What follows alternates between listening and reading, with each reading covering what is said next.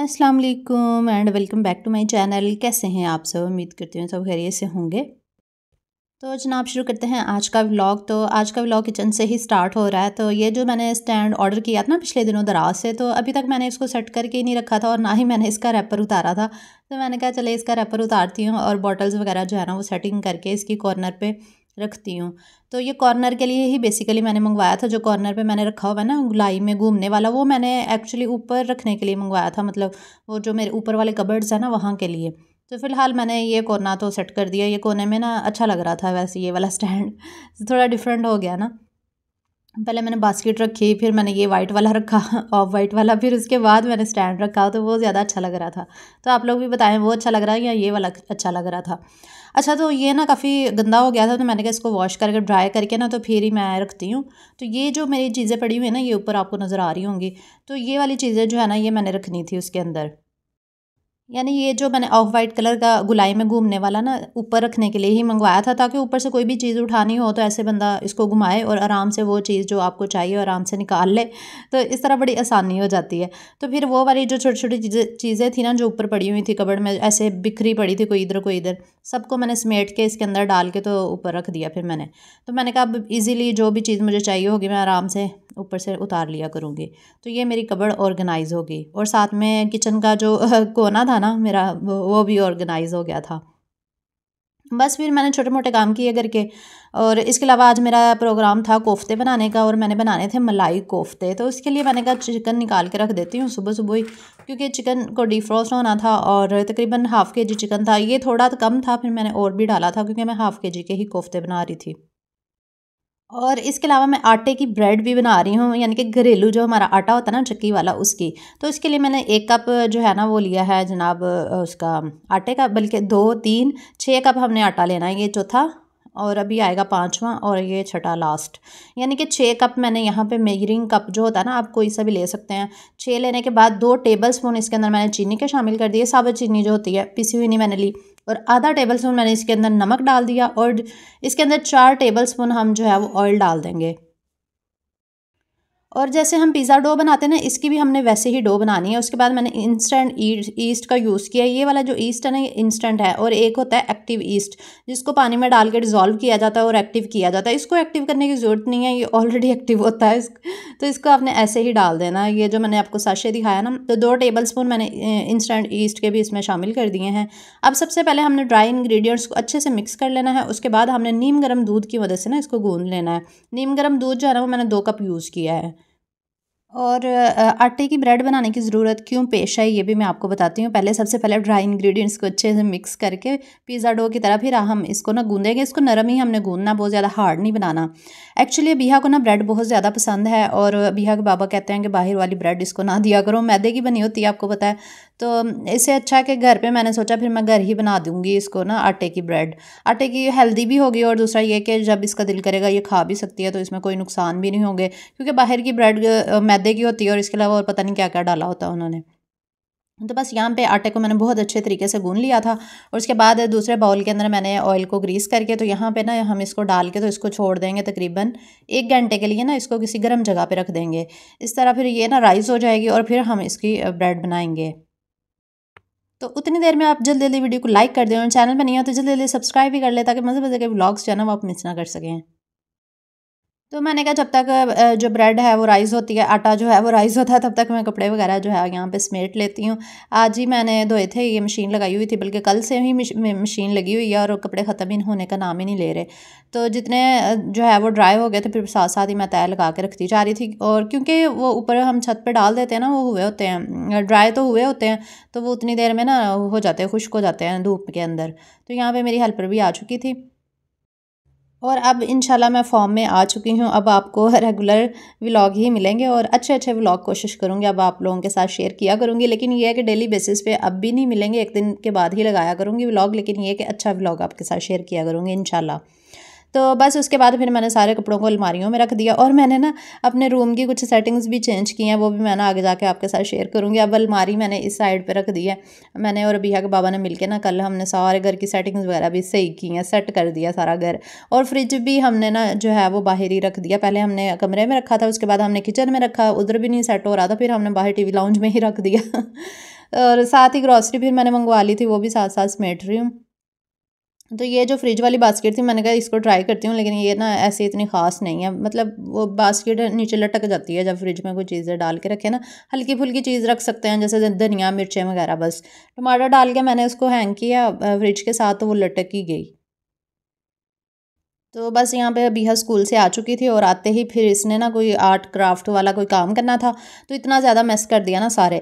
तो फिर मैंने कहा चले मैं दोबारा से सफाई कर लेती हूँ। वैसे सुबह सुबह मेरी हेल्पर जो है ना वो सारा घर साफ़ कर जाती है, लेकिन दोबारा भी मुझे एक आधी बार करना ही पड़ता है, क्योंकि अबीहा जो है ना वो मेस करती है। हालांकि वो बास्केट में डाल रही होती है, लेकिन छोटे छोटे कागज़ के टुकड़े या छोटी छोटी चीज़ें फिर भी रह जाती हैं, फिर मैं खुद ही साफ़ करती हूँ। और इसके अलावा घर की भी ना 2 दफ़ा क्लीनिंग लाजमी होती है मेरे घर की। और आज के व्लॉग में आप लोगों के साथ मलाई कोफ्तों की रेसिपी भी शेयर करूंगी, क्योंकि लंच में जो है वो मैं बना रही हूँ मलाई कोफ्ते, और इस वक्त मेरे सर में बहुत ज़्यादा दर्द भी हो रही है, पता नहीं क्यों सुबह से ही दर्द है। दरअसल मेरी हेल्पर ने ना पंखा चला दिया था ये मोप लगा के ना, तो पता नहीं पंखे की हवा से ना सर्दियों में मुझे थोड़ी सी भी हवा लग जाए ना मेरा सर फटने लग जाता है, बहुत दर्द होती है। अच्छा जी, ये कल कल के सीन है कुछ, ये मैंने शेयर किए हैं। जब हम सेटिंग्स वगैरह ना कमरे की चेंज कर रहे थे, तो बेड को उठा के ना हमने इस साइड पे लेफ़्ट साइड पे कर दिया है, और अब कमरा काफ़ी खुला हो गया है हमारा। वो कल के व्लॉग में इंशाल्लाह मैं फुल जो है ना वो लुक शेयर कर दूँगी आपके साथ रूम की। अच्छा, तो अभी मैं कोफ्तों की तरफ आ जाती हूँ। तो मैंने बोनलेस चिकन डाल दिया था हाफ़ केजी, साथ में लहसुन अदरक का पेस्ट डाल दिया था 1 टेबल स्पून, कुटी हुई लाल मिर्च, नमक, और इसके अलावा मोटा कुटा भुना ज़ीरा डाल दिया था 1 चम्मच, और साथ में काली मिर्च का पाउडर हाफ़ टी स्पून। अच्छा, ये जो मलाई कोफ्ते होते हैं ना, इसमें पिसी हुई लाल मिर्च हम नहीं यूज़ करते, सिर्फ कुटी हुई और काली मिर्च यूज़ करते हैं, और हरी मिर्च। इसके अलावा ब्रेड का मैंने 1 स्लाइस यूज़ किया। आप चाहें तो भुना जो बेसन होता है ना वो भी डाल सकते हैं, लेकिन आपने ज़्यादा नहीं डालना, वरना कोफ्ते हार्ड हो जाते हैं। जैसे कि मैंने आधा किलो चिकन के अंदर ना सिर्फ 1 ब्रेड का स्लाइस यूज़ किया है। 1 ब्रेड का स्लाइस डाल के ना मैं इसको बस चॉप कर लूँगी, और साथ में क्रीम के 2 चम्मच आपने डालने हैं, क्योंकि मलाई कोफ्ता है ना तो मलाई तो डालनी ज़रूरी है। अगर आपके पास टेट्रा पैक वाली ना हो तो आप घर वाली क्रीम जो मलाई आती है ना दूध के ऊपर, आप वो भी यूज़ कर सकते हैं। फिर इसके अलावा मैंने 2 चम्मच जो है ना इसमें ऑयल के भी शामिल कर दिए। तो क्योंकि ये मलाई कोफ्ता है इसलिए इसकी रेसिपी थोड़ी डिफरेंट है, और साथ में हरा धनिया मैंने इसमें डाला है, हरा धनिया, हरी मिर्चें और प्याज भी डाल देंगे। अच्छा, जो दूसरे कोफ्ते हैं वो तो मैंने ऑलरेडी आपको काफ़ी दफ़ा बनाने सिखाए हुए हैं, लेकिन ये मलाई कोफ्ता मैंने फ़र्स्ट टाइम ही शायद मैं अपने चैनल पे शेयर कर रही हूँ आपके साथ। और ये मलाई कोफ्ता आप एक बार ट्राई करेंगे, आपकी ये सिग्नेचर रेसिपी में शामिल हो जाएगा, क्योंकि ये इतना मज़े का बनता है। अच्छा, इसमें मैं ना प्याज और हरी मिर्चें डालना भूल गई जल्दी में बाद में याद आया प्याज और हरी मिर्चें तो डाली नहीं, वो फिर मैंने बाद में डाली। अच्छा, अगर आपके पास 1 प्याज वैसे मैंने यूज़ किया और 2 हरी मिर्चें साथ ही डाल दीजिएगा आप, तो आप लोग। अच्छा, मैंने ना यहाँ पे चॉपर में ही कीमा किया, लेकिन आप बाज़ार का कीमा भी यूज़ कर सकते हैं। इंग्रेडिएंट्स आपने यही डालने हैं जो मैंने ऐड किए हैं। और इसके अलावा ग्रेवी बनाने के लिए मैंने लिया है प्याज 2 अदद, और साथ में 2 हरी मिर्चें ली हैं, ये मैंने डाल दी हैं। एक कढ़ाई के अंदर प्याज़ों को ना थोड़ा सा लाइट सा ब्राउन करेंगे, और फिर हम इनको पीस लेंगे। और साथ में ये जो कीमा था चिकन का, ये भी चॉप हो चुका था, इसको भी निकाल लेते हैं और इसके कोफ्ते बनाते हैं।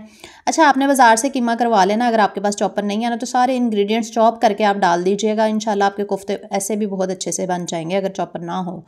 तो बस यहाँ पे हाथों को आपने ऑयल के साथ थोड़ा थोड़ा ग्रीस कर लेना है, उसके बाद आपने कोफ्ते बना लेने हैं। ये कोफ्तों के साइज़ जो है ना आप अपनी मर्ज़ी से रख सकते हैं, बड़ा छोटा, वैसे मैंने थोड़े बड़े ही बनाए थे, नॉर्मल जो साइज़ होता है ना इसका बड़ा ही होता है। तो ये देख लीजिए कितने अच्छे बने हैं।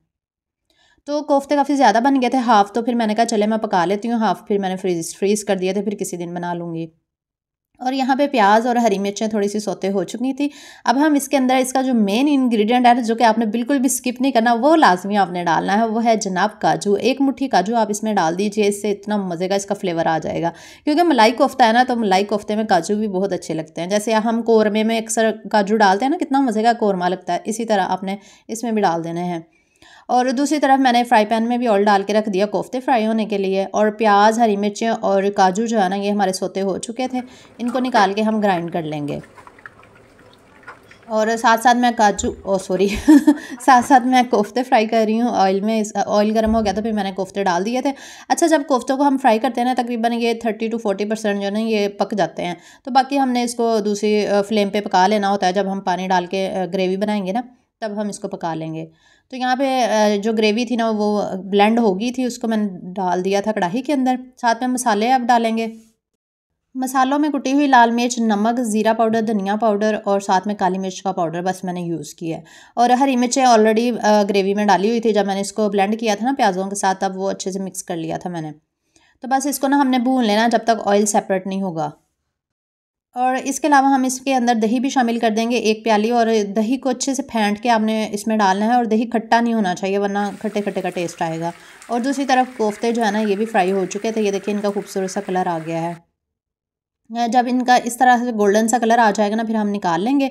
और ऑयल कम लग रहा था जो कोफ्ते जिसमें हमने फ्राई किए थे ना, अब वही ऑयल जो है ना वो पकाने के लिए भी यूज़ कर सकते हैं। फिर मैंने थोड़ा सा स्टेन करके वही वाला ऑयल जो है इसके अंदर शामिल कर दिया। ऑयल देखिए लैदा होना शुरू हो गया, साथ लहसुन अदरक का पेस्ट डाल देंगे और इसको अच्छे से भून लेंगे। और कोफ्तों को भी मैंने निकाल लिया था प्लेट के अंदर, ये देखिए कितने खूबसूरत से लग रहे हैं। और क्योंकि मलाई कोफ्ता है तो मलाई तो डालनी ज़रूरी है। फिर 2 से 3 टेबलस्पून आपने क्रीम के भी शामिल कर देना है, या फिर होममेड आप मलाई भी यूज़ कर सकते हैं। क्योंकि इसका नाम ही मलाई कोफ्ता ना, इसलिए मलाई लाजमी डालनी है आपने। बस उसके बाद भूनने के बाद जब ऑयल सेपरेट हो जाएगा, फिर आपने कोफ्ते शामिल करने हैं, पहले नहीं करने वरना कच्चे का टेस्ट आएगा, मतलब कच्चा कच्चा टेस्ट आएगा। कोफ्तों को थोड़ा सा भून के साथ ही आधा गिलास पानी का शामिल कर दें, और इसको कवर करके ना हमने पका लेना है जब तक ऑयल सेपरेट नहीं होगा, और कोफ्ते अच्छे से पक भी जाएंगे पानी के अंदर। मीडियम टू लो फ्लेम पे पका लेंगे हम।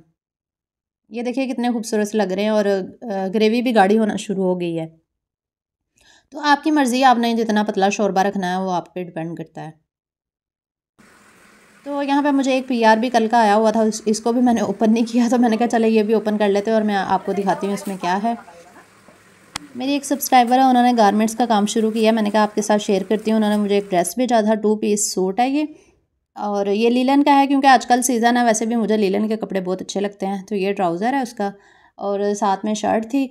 शर्ट इससे ये लगी है मुझे अच्छी थी, लेकिन ट्राउज़र मुझे लग रहा था मुझे थोड़ा सा टाइट होगा, क्योंकि मैं थोड़ी सी हेल्दी हूँ ना, इस वजह से।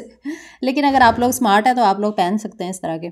अच्छा, तो ये ना मॉडिफाई करके भी आपको मिल जाएंगे, और ये इसके फ्रंट साइड है इसकी शर्ट की। तो ड्रेस तो प्यारा था, मैं किसी दिन पहनूंगी फिर आपके साथ शेयर करूंगी। बाजू थोड़े छोटे लगे थे, मैंने कहा चलें इसको लंबा करवा लूँगी, क्योंकि अंदर काफ़ी ज़्यादा कपड़ा था। तो ये बैगी स्टाइल शायद बना हुआ था, तो इसको थोड़ा सा मॉडिफाई करवाऊंगी, फिर ही मैं पहनूंगी। और अच्छा, मैं इनका ना लिंक शेयर कर रही हूँ कम्युनिटी में, सॉरी डिस्क्रिप्शन में शेयर कर रही हूँ इनका लिंक, तो आप वहाँ पे जाके ना इनके विज़िट कर लीजिएगा। और अगर आपको कोई ड्रेस अच्छा लगे तो आप ऑर्डर भी कर सकते हैं। मैं इनका नंबर भी आपके साथ शेयर कर देती हूँ, ये इनका कार्ड है, तो कार्ड के ऊपर भी इनका नंबर लिखा हुआ है।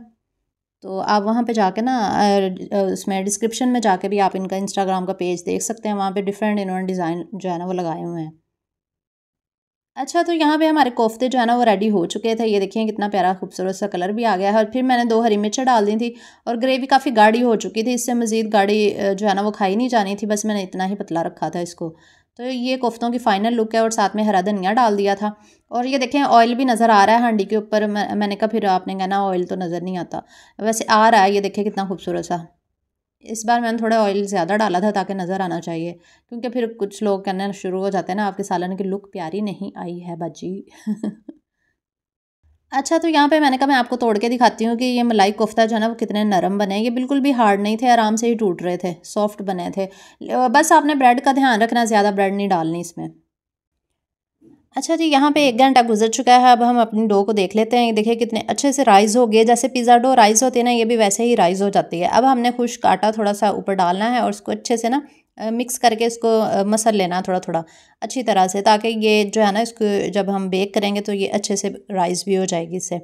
अच्छा जी, उसके बाद आपने इसका एक बड़ा सा पेड़ा बना लेना है, क्योंकि हमने 2 ब्रेड जो है ना वो बनानी है, डबल रोटी। तो इसलिए मैंने इसकी कटिंग कर ली, एक मैंने बड़ा रखा साइज़ और एक छोटा रखा, क्योंकि मेरे पास जो 2 मोल्ड है ना, एक बड़े साइज़ का है, फुल साइज़ का है, और एक थोड़ा छोटा है। तो इसलिए मैंने एक बड़े साइज़ का पेड़ा बनाया और एक छोटे साइज़ का। ये देखें, ये वाले मोल्ड मैंने यूज़ करने हैं इसके लिए। तो सबसे पहले हम ऑयल लगा के ना थोड़ा थोड़ा ब्रश की मदद से ना इसको ग्रीस कर देंगे, ताकि ये नीचे नहीं चिपके। वैसे तो ये नॉन स्टिक हैं, चिपकेंगे तो नहीं, लेकिन फिर भी आप थोड़ा थोड़ा ऑयल लगा लें। तो एक हम बनाएंगे ओवन के अंदर, और एक हम बनाएंगे ओवन के बगैर।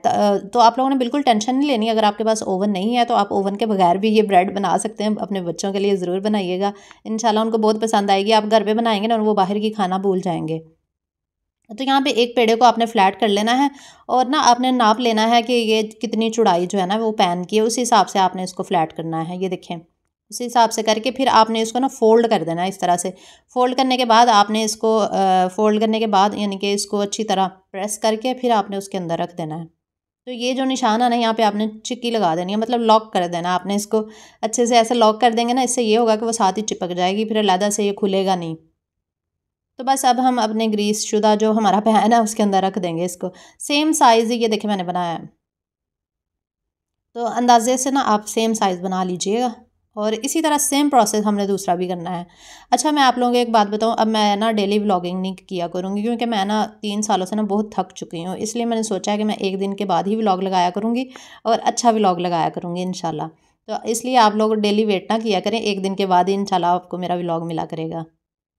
और व्लॉग को लाइक लाज़मी कर दिया करें क्योंकि आप लोग इंतज़ार करते हैं ना, इसलिए मैंने क्लियर किया है। ये ना हो आप लोग वेट करते रहें व्लॉग नहीं आ रहा, तो बस इसलिए मैंने आपको बता दिया है क्योंकि आप लोग वेट करते हैं इस वजह से। अच्छा खैर, तो यहाँ पे फिर मैंने दोनों को इस तरह से ना डाल दिया था। फ़ोल्ड करने के बाद दोनों पैन हमारे तैयार हो चुके हैं। इनको हमने रख देना है 2 घंटे के लिए, छोड़ देना। ये देखिए 2 घंटे के बाद राइज़ हो चुके हैं। मैंने वीडियो आगे कर दी है। अच्छा, मैंने 2 घंटे के लिए ना ओवन की लाइट्स ला के ना माइक्रोवेव की उसके अंदर रखा था 2 घंटे, तो ये अच्छे से राइज़ हो गई हैं क्योंकि माइक्रोवेव की लाइट से ना हल्की हल्की हीट आती रहती है, मतलब ज़्यादा नहीं, ऐसे हल्की हल्की सी। तो इसको तो मैंने ओवन के अंदर रख दिया। जो बड़े साइज़ की हमारी ब्रेड थी, ओवन को मैंने दीवार में फ़िक्स करवाया हुआ, ये भी किसी दिन दिखाऊंगी।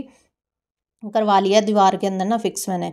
अच्छा, ये मैंने रख दिया तकरीबन 30 मिनट के लिए ना 180 टेम्परेचर पे, नहीं सॉरी 190 टेम्परेचर पे मैंने 30 मिनट के लिए इसको रखा है बेक होने के लिए। और दूसरी हम रखेंगे कढ़ाई के अंदर। कढ़ाई को यहाँ पे आपने कर लेना है जनाब प्री हीट, और 10 से 15 मिनट के लिए प्री हीट कर लें मीडियम फ्लेम पे। और आप अपना कोई पुराना सा बेकार सा कढ़ाई या पैन यूज़ किया करें बेकिंग के लिए, क्योंकि बेकिंग में ख़राब ही हो जाते हैं। और उसके बाद आपने इसको रख देना है मीडियम फ्लेम पे 40 मिनट के लिए। 35 से 40 मिनट में ये बेक हो जाएगी। तो ये फ्लेम आपने रखनी है, ये जो मैं आपके साथ शेयर कर रही हूँ। अच्छा, वो लोग जो व्लॉग आगे आगे करके देख रहे हैं ना, काइंडली वो भी लाइक कर दें और चैनल पे नहीं हो तो सब्सक्राइब लाजमी कर लिया करें। तो ये देखिए डो राइज़ होना शुरू हो गई है 20 मिनट के बाद मैंने देखा। तो अभी इसके ऊपर ना कलर भी आ जाएगा। तो जब कलर आ गया था फिर मैंने इसको निकाल लिया। ओवन वाली तो तैयार हो गई थी और इसके ऊपर खूबसूरत सा कलर भी आ गया। फिर मैंने इसके ऊपर घी लगा दिया, बटर लगा दें, देसी घी जो भी आप लगाना चाहें। और इसके ऊपर प्यारा सा कलर भी आ गया, ये देखिए कितनी खूबसूरत लग रही है। और जो हमारी दूसरी थी कढ़ाई वाली, वो तो फूल के इतनी गुप्पा सी बन गई है, ये देखें गोलगप्पा सा बन गया है। तो इसको भी निकाल लेंगे, लेकिन इसके ऊपर ना इतना खूबसूरत सा कलर नहीं आया क्योंकि हमने इसको कढ़ाई के अंदर बेक किया है। और लेकिन ये पक चुकी थी, ये देखें मैं इसको ना चेक कर रही थी कि ये पक गई है या नहीं। तो टूथपिक बिल्कुल साफ़ वापस आई थी, तो इसका मतलब ये बेक हो चुकी है। तो इसके ऊपर भी मैंने ऑयल लगा दिया है, सॉरी घी। दोनों के ऊपर ही मैंने घी अप्लाई कर दिया था। तो घी अप्लाई करने से ना इसकी शाइन बड़ी अच्छी से आ जाती है और सॉफ्ट हो जाती है, क्योंकि ऊपर से ना वो थोड़ी हार्ड हो जाती हैं बेक होने के बाद। तो ये दोनों बहुत अच्छे से बेक हो गई थी। तो इनको कवर करके ना आपने आधा घंटा छोड़ देना है, फिर आधे घंटे के बाद इसकी कटिंग करनी है। वैसे ये ब्रेड बनाने में ना आपका पूरा दिन ही निकल जाएगा तो इसलिए मैं एक दिन छोड़ के व्लॉग अच्छे अच्छे शेयर किया करूँगी, क्योंकि एक दिन मैं रेस्ट किया करूँगी। अच्छा, तो ये देखिए मैं इसकी अब कटिंग कर रही हूँ। और ये दूसरे वाली देखिए कितना इसका नीचे से भी बड़ा खूबसूरत सा कलर आया था। तो इसकी भी अब हम कटिंग कर लेते हैं। ये बड़ी प्यारी बनी थी, ये मुझे सबसे अच्छी लगी जो छोटे वाली थी ना, क्योंकि ये राइज़ ही इतनी ज़्यादा हुई थी, हालांकि थोड़ा सा आटा था और इतनी ज़्यादा पहाड़ी बन गया अच्छा जी, ये देखें अब मैं इसकी कटिंग कर रही हूँ। अच्छा, तो बस यही था मेरा छोटा सा आज का व्लॉग। उम्मीद करती हूँ आपको पसंद आया होगा। आप भी ट्राई कीजिएगा, ये ब्रेड बनाइएगा बच्चों के लिए, इंशाल्लाह आपके बच्चे बहुत शौक से खाएंगे। अगर वो बाहर की ब्रेड खाना पसंद करते हैं तो आप घर की उनको बना कर दें, जैसे कि मैं अब बिहा के लिए हमेशा ऐसे ही बनाया करूँगी। अपना बहुत सा ख्याल रखिएगा, दुआ में याद रखिएगा। अल्लाह हाफिज़।